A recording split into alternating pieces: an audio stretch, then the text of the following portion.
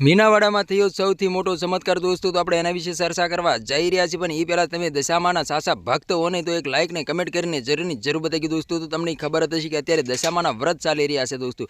તેઓમાં જ ઘણા બધા ચમત્કારો પણ જોવા મળી રહ્યા છે દોસ્તો. ઇન્સ્ટાગ્રામ ખોલો કે યુટ્યુબ ખોલો કે ફેસબુક ખોલો તો તમને એક જ વિડીયો જોવા મળી જતા હોય છે એ દશામાના ચમત્કારના દોસ્તો. તો તમને ખબર હતી કે આજે 9મો દિવસ થયો છે દશામાના વ્રતનો. હવે ફક્ત એક દિવસ જ આડો રહ્યો છે દોસ્તો. તેવામાં જ અત્યારે સોશિયલ મીડિયા પર નવા ચમત્કારો પણ જોવા મળી રહ્યા છે દોસ્તો. એક વડોદરા ક્લિપ સોશિયલ મીડિયા પર ખૂબ જ વાયરલ થઈ રહી છે. વડોદરાની અંદર એમ કહેવાય છે કે દશામાનો સાક્ષાત ચમત્કાર જોવા મળ્યો છે દોસ્તો. લોકોનું તો એવું કહેવું છે કે આ તો સાક્ષાત દશામાનો ચમત્કાર કહેવાય દોસ્તો. તો તમને ખબર હતી કે દશામાની સાંઢળી હોય છે, સાંઢળીની આંખોમાંથી ઘી વહી રહ્યું છે દોસ્તો. હાલ આ ક્લિપ એટલી બધી વાયરલ થઈ રહી છે કે વાત જ ના પૂછો દોસ્તો. તો તમને ખબર હતી કે મહિલા દિવાસાના દિવસે સાંઢળી લાવીને દશામાની સ્થાપના કરે છે, ત્યાર પછી ગુણગાન ગાય છે અને દશામાનો પવન પણ મહિલાના આવતો હોય છે. દશામાં સાક્ષાત મહિલાના શરીરની અંદર દશામાનો પવન આવતા જ તે મહિલાના હાથમાંથી કંકુનો વરસાદ પણ વરસી પડે છે દોસ્તો. હાલ આવી ક્લિપો ખૂબ જ વાયરલ થઈ રહી છે દોસ્તો. તો તમને ખબર હતી કે અત્યારે ઘણા બધા દશામાના ચમત્કારો પણ જોવા મળી રહ્યા છે દોસ્તો. તો તમારા ઘરે શું કોઈ પણ લોકોએ દશામાના વ્રત લીધા છે કે નથી લીધા દોસ્તો? કમેન્ટ કરીને જરૂર બતાવી દોસ્તો. અમારી ચેનલમાં નવું તો ચેનલ સબસ્ક્રાઈબર કરવાનું ભૂલશો નહીં. તેથી કરી આવવાના વિડીયો તમારા માટે લાવતો હશે દોસ્તો. તો તમને ખબર હતી કે 22 તારીખના દિવસે દશામાનો વિસર્જનનો દિવસ છે દોસ્તો.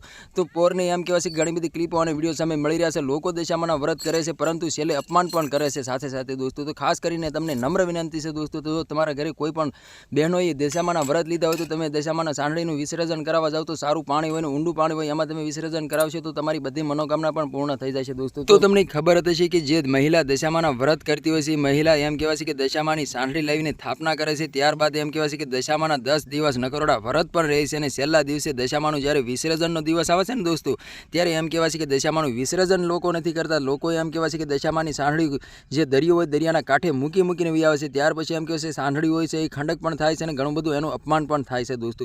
તો ખાસ કરીને તમને નમ્ર વિનંતી છે દોસ્તો, તમારા ઘરે કોઈ પણ મહિલાએ દશામાના વ્રત લીધા હોય તો તમે ઊંડું પાણી હોય સારું પાણી હોય એમાં તમે પધરાવશો તો તમારી બધી મનોકામના પૂર્ણ થઈ જશે દોસ્તો.